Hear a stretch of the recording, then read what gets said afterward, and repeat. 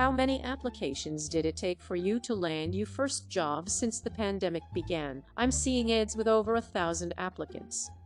Surely it can't be the case that I would have to apply to 1,000 jobs just to give myself a good chance. When are we going to get paid for interviews? It would save everyone so much time.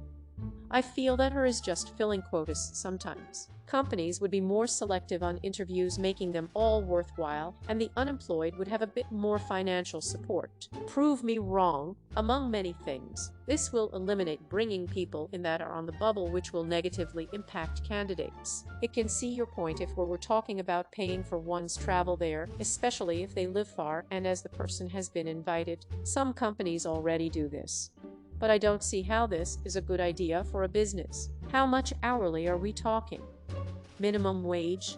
What if they only make it to the 20-minute mark? What if they only manage to get one interview a year? How is that financial support? I would just be happy to have an interview at my convenience, not theirs. Be happy to have an interview at my convenience.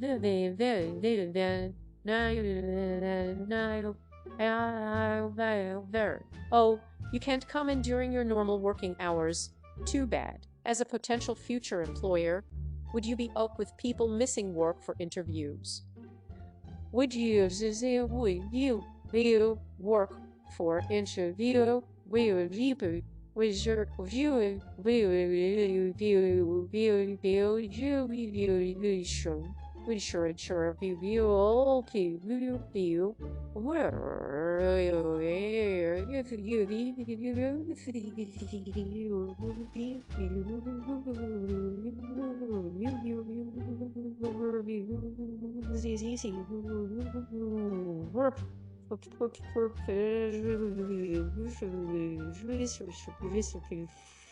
Set something up for 6 p.m. or a Saturday. If you were really interested in me, you would work to meet me halfway and not test me to see how many hoops I can jump through or how many vacation days I can jump through. Find out I don't have the one thing you are really looking for, which would be blatantly obvious with just a cursory review of my resume. I've had so many interviews where even during the pandemic at home I would have to go without lunch for a day so I could do the interview during the lunch break. I do paid interviews, but they were working interviews that last 8 hours.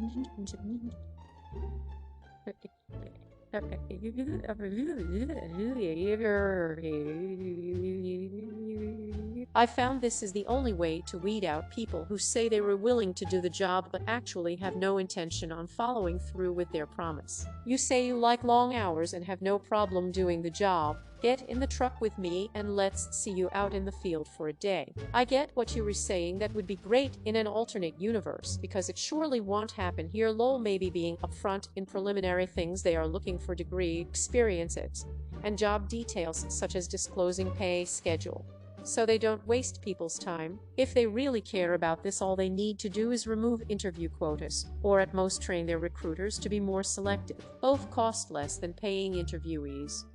This is never going to happen. I use video games with the Pomodoro technique to study 8 hours a day for coding interviews, and it's all backed by science background.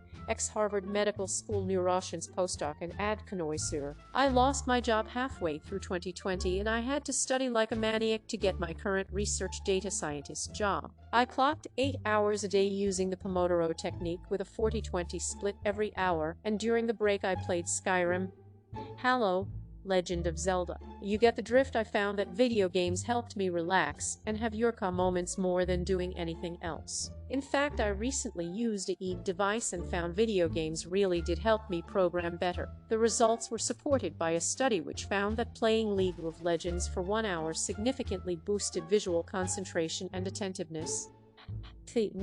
Folks, If this is not a signal for what's not working in the land of USA, then I don't know what it is. A Harvard postdoc had to do this to get a job today. Ye image the actual normal people. I still want to remind people how easy it is, even for someone who is at the bottom of the ladder in the society, to find a job back in the days, not too far back, just in the 80s. We have really come very far since then. The other way. Academia guessing based on the postdoc has been extremely crowded for quite some time now. It is hardly indicative of the rest of us. The movie Don't Tell Mom the Babysitter's Dead 1991 shows this. A 16-year-old girl gets a job, hates it, quits a week later, and then walks into an office high-rise, applies to a secretary job she saw in a newspaper, bumps into an executive, and is hired as an executive assistant. This was not the funny part of the movie. It was the setup for the jokes. Folks, if this is not a signal for what's not working in the land of USA, then I don't know what it is. A Harvard postdoc had to do this to get a job today. Ye image the actual normal people. I am part of that normal people group, and to me most of what was posted in op is way more knowledge than what the average person has or would need for most roles. I was alive in the 80s, and depending on which part of the 80s you had the fortune to graduate, it was also difficult to get a job for a Harvard postdoc. I actually think the job tools are far superior now. Recession of 81-82. I have been wanting to get a research data scientist position. Do you mind sharing what you studied and what you used to do it? I have been doing some Python work but not sure what is the best way to study or what to study. Snoops Inks 5866 12 hours ago. I have a blueprint I wrote a while back for what exactly I studied. I hope it can be useful for you towards detations. I've thought about doing this, but how do you stop after 20 minutes? 20 minutes of Skyrim is like nothing, and it is so tempting to keep going. It probably would work even better with a game like Dark Soul would think, where 20 minutes of gameplay could get you more practiced at beating a boss. I'm sure this would give me the opposite effect. Now, during my 40 mins of studying, I wouldn't stop thinking about how to beat the current boss. May finally beat Dark Souls this way. Probably would have to be pretty selective on which game. We'll give it a try. Yes, I do this exact same thing. I have a game picked at random playing in the background on pause for when I need to break, and I alternate the game between daily sessions. I do they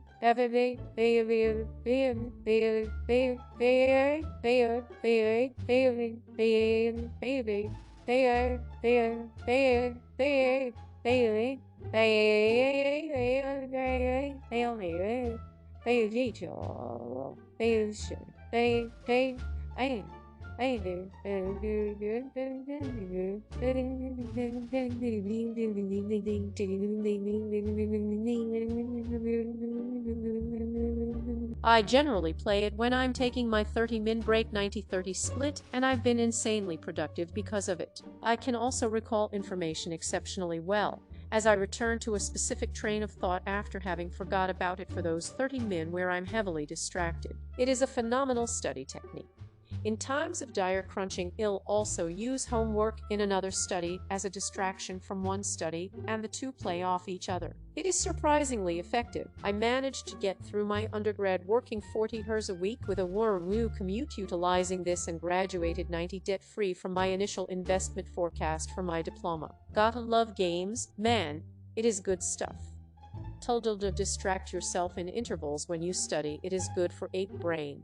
Recently discovered this too, but for creative jobs. I work in marketing, and I've had to do a lot of writing lately, and last week I had major writer's block. I did some research and found that if you read for fun, then it is a good way to get past the block and get your creative juices flowing. Then a thing with OF is that I can read a chapter of my book once I feel like I'm losing focus, then I come back to my work and feel totally refreshed. It is sad that offices just drain your energy and won't let you play games or read as break, because it really does help you keep your focus. Thank you for sharing this. My dad teaches comp sci with a specialization in A, and he always preaches how I should learn data science. I might not be able to take your path, but maybe I can make use of your tips and strategies. I love this and I want to do it. How could this translate to the humanities? I've been just ignoring video games and spending the day as if I worked 9 to 5 applying to jobs, writing cover letters, and interviewing. Reminds me of a book called A Mind for Numbers. I love that book. The author, Barbara Oakley, does a lecture on Coursera with another impressive person that is worth watching. It is called Learning How to Learn. You can view the course for free. This is really cool. The Snoops Webs 5,866 hours ago. Thank you. I'm glad you enjoyed it. 41 reply share report save. Is there an affordable device you would recommend? That's cool, bro. Only time I mentioned games during my one and only interview. I got a rejection 2 days later. What kinds of Eureka moments are there in coding programming? Snoop Paintings 866 10 hours ago. When you find a bug in the class that calls a class that calls a class that calls a 5 replay share report save. Continue this thread. Anyone else sick and tired of technical interviews? My folks have been job hunting for a couple of months. I am a systems engineer and pretty good at what I do. Worked at major projects and have lots of recommendations, have no problems. However, I've had 4 recent interviews and they all went like this. 1.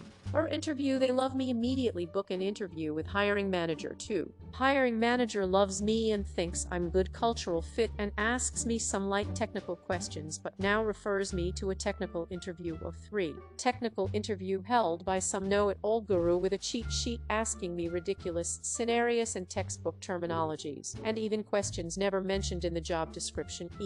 Was asked about us when I am Azure experience and their job description said Azure. Always end up so exhausted.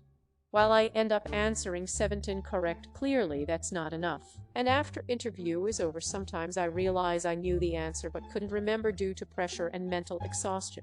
I tried a lot of the tips mentioned online and remaining positive, but nope, not good enough. In the past, tech job interviews used to be so much relaxed, and as long as you know enough, they trust that you can do the job and pick up any gaps. They focused more on your intelligence, behavior, and skills rather than remembering textbook terminologies and scenarios that's geared towards their own environment. Every environment is different, so my solution might differ from theirs. There is no right and wrong answer in many cases. I am really tired of this.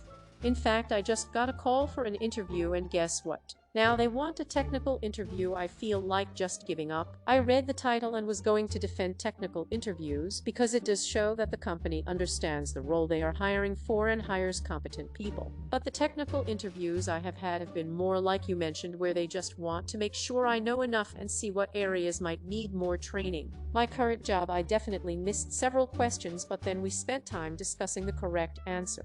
What you describe reminds me of tests in school where people could memorize all the information and then quickly forget it after the test. They shouldn't be looking for someone that can answer everything perfectly, just someone that is knowledgeable enough to do the job, know how to find answers, when to ask for help. Good luck.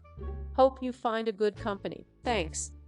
My experience in the past was just like you described. As long as you know enough and they like your attitude and cultural fit, you were hired. The technical questions was more to find out your strengths and weaknesses. Now it's more of a pass-fail exam format. However, that was like 5 years ago for me, as I wasn't job hunting for a long time. Clearly things have changed. I had an honest discussion with a third-party recruiter about this, and he tells me this is the new trend now, where they focus big time on highly technical interviews, and it's the #1 complaint he gets from tech candidates. This sounds exactly like what I've been going through the past 3 months. I am a software developer with 4 years of experience in the industry and went through the phases you mentioned, and only to get turned down because I couldn't answer all their questions. Through this, as you mentioned, all the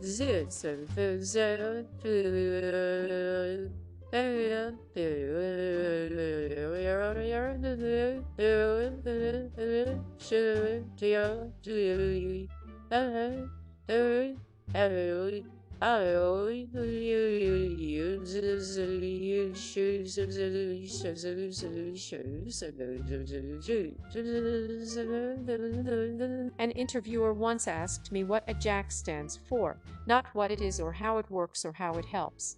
Just literally, what is the acronym? Those are the worst. They throw around very obscure terminologies and expect you to remember a whole library of them, which they themselves probably Googled. which they deserve.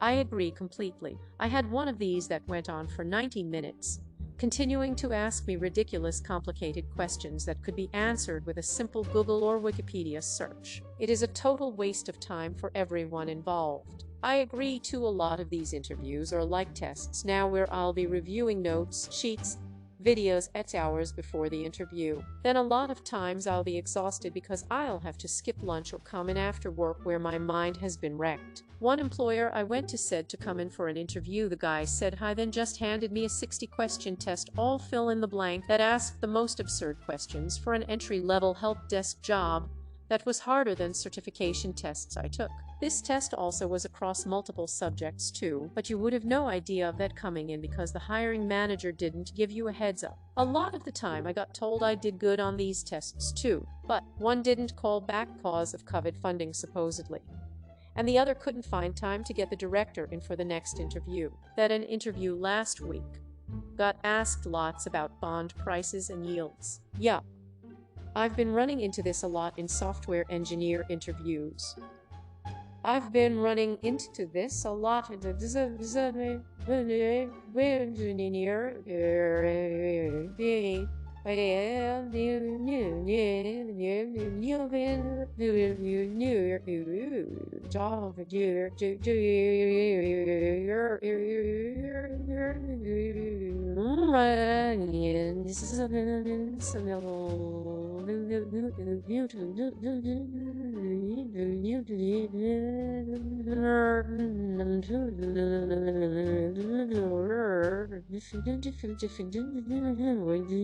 Even for entry-level positions, they expect you to be a guru on 20 different things. I find them to be impossible to prepare for too, because there's nearly no overlap between the types of questions I get asked from one place to the next. What's extremely clear though is they aren't willing to train at all. They want you to know everything right out the gate. Good luck with that for new grads. Hubble 3 hours ago, ETIC 72 hours ago. Thanks for sharing your experience. Yes, precisely the same in my case. I read tips online to prepare, but firstly, tech is a vast and wide ocean. Secondly, every tech interview is different. I am yet to see an overlap in questions. And third, every company has a unique environment with unique ways of doing things. There is usually no black and white in tech, as you can approach things differently with similar outcomes. Interviewer might think his approach is best based on his own environment and experience, yet your approach may be better or same or even inferior in theory, but the outcome is the same. And why does it matter if I can or cannot remember what a random obscure tech term stands for? Literally has nothing to do with the job. It is a job, not trivia night. Indeed, I found preparing totally unhelpful. For one reply, share, report, save, continue this thread. Like and subscribe for more Reddit content. Watch the next video at the top of your screen.